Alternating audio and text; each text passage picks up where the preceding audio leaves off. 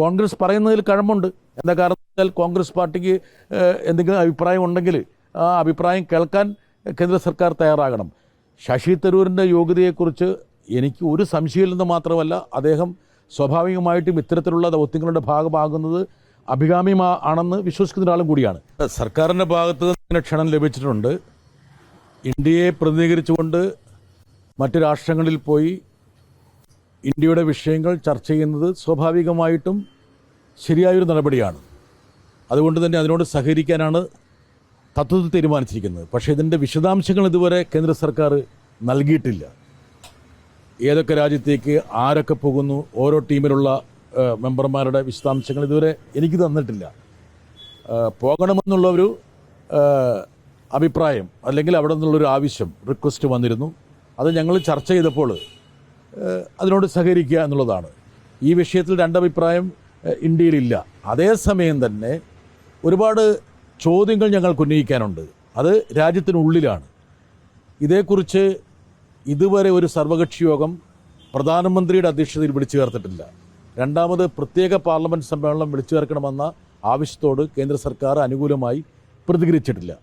ഈ വിഷയങ്ങളൊക്കെ നിലനിൽക്കുന്നുണ്ട്. ആ വിഷയങ്ങളൊക്കെ സജീവമായിട്ട് ഞങ്ങൾ ഉന്നയിക്കും. മാത്രമല്ല, ഓപ്പറേഷൻ സിന്ദൂർ സംബന്ധിച്ച് ജനങ്ങൾക്കിടയിലുള്ള ചില ചോദ്യങ്ങളുണ്ട്. ആ ചോദ്യങ്ങളോടും സർഗാത്മകമായിട്ട് സർക്കാർ പ്രതികരിക്കേണ്ട സമയമായിരിക്കുന്നു. ഒരു ജനാധിപത്യ രാജ്യമെന്ന നിലയ്ക്ക് ഇക്കാര്യങ്ങളൊക്കെ ജനങ്ങളെ അറിയിക്കണം സുതാര്യമായിട്ട്. അല്ലാഞ്ഞിട്ട് കൂടി പാകിസ്ഥാനിൽ പാർലമെൻറ്റ് സമ്മേളനം നടന്നു. അപ്പോൾ ഇന്ത്യയിൽ ഒരു പ്രത്യേക പാർലമെൻറ്റ് സമ്മേളനം വിളിച്ചു ചേർക്കേണ്ടത് അനിവാര്യമാണെന്നുള്ള നിലപാടിൽ പ്രതിപക്ഷം ഉറച്ചു നിൽക്കുകയാണ്. ഈ വിയോജിപ്പുകളൊക്കെ ഉണ്ട് എങ്കിൽ പോലും ഇന്ത്യയെ വിദേശത്ത് പ്രതിദാനം ചെയ്യുക എന്നുള്ള ഒരു ദൗത്യത്തിൻ്റെ ഭാഗവാക്കാകാൻ ഞങ്ങൾക്ക് ബുദ്ധിമുട്ടില്ലതാണ്. ഇപ്പോൾ കോൺഗ്രസ് ഇപ്പോൾ വെട്ടിലായിരിക്കുകയാണ്. കോൺഗ്രസ് ഇപ്പോൾ ഔദ്യോഗികമായി അവരുടെ പ്രതിനിധികളുടെ ലിസ്റ്റ് പുറത്തുവിട്ടു. ഇന്നലെ ഉച്ചയ്ക്ക് കൈമാറി എന്നാണ് ഇപ്പോൾ ഓഫീസിൽ വ്യക്തമായി അറിയിച്ചിരിക്കുന്നത്. പക്ഷേ ആ പട്ടികയിൽ ശശി തരൂർ ഇല്ല എന്നുള്ളതാണ് ഏറ്റവും വലിയ വിരോധാഭാസം. കോൺഗ്രസിൻ്റെ ഒരു ആഭ്യന്തര കാര്യത്തെക്കുറിച്ച് ഞാൻ അഭിപ്രായം പറയുന്നതിൽ ഒരു ന്യായമില്ലായ്മയുണ്ട്. പക്ഷേ പാർലമെൻ്ററി കാരി കിരൺ റിജിജു എന്നെ വിളിച്ചിട്ട് ഇങ്ങനെ ഈ ഒരു ദൗത്യത്തിൻ്റെ ഭാഗമാകണമെന്ന് പറഞ്ഞപ്പോൾ ഞാനത് പാർട്ടിയുമായിട്ട് ചർച്ച ചെയ്തിട്ട് അക്കാര്യത്തിൽ ധാരണ ഉണ്ടാക്കാമെന്നാണ് അദ്ദേഹത്തെ അറിയിച്ചത്. കോൺഗ്രസ് പാർട്ടി പറയുന്നതിനും ചില കാര്യങ്ങളുണ്ട്. എന്താ കാരണം വെച്ചാൽ നമ്മൾ രാഷ്ട്രീയ കക്ഷികളെ അടിസ്ഥാനപ്പെടുത്തിയിട്ടുള്ള ഒരു പാർലമെൻ്ററി ജനാധിപത്യമാണ് നമുക്കുള്ളത്. അതുകൊണ്ട് കേന്ദ്ര സർക്കാരിന് ഓരോ രാഷ്ട്രീയ പാർട്ടിയും നേരത്തെ തന്നെ വിശ്വാസത്തിലെടുക്കാമായിരുന്നു.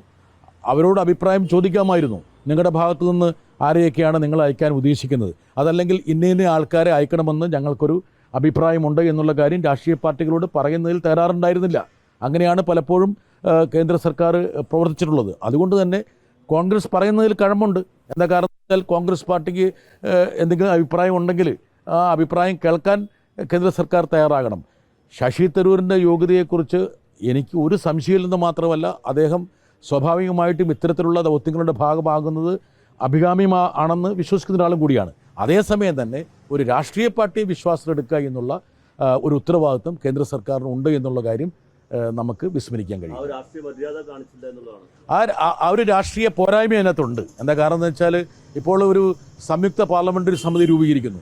ആ രൂപീകരിക്കുന്ന സമയത്ത് രാഷ്ട്രീയ പാർട്ടികളോടാണ് കേന്ദ്ര സർക്കാർ ചർച്ച ചെയ്യാറുള്ളത്.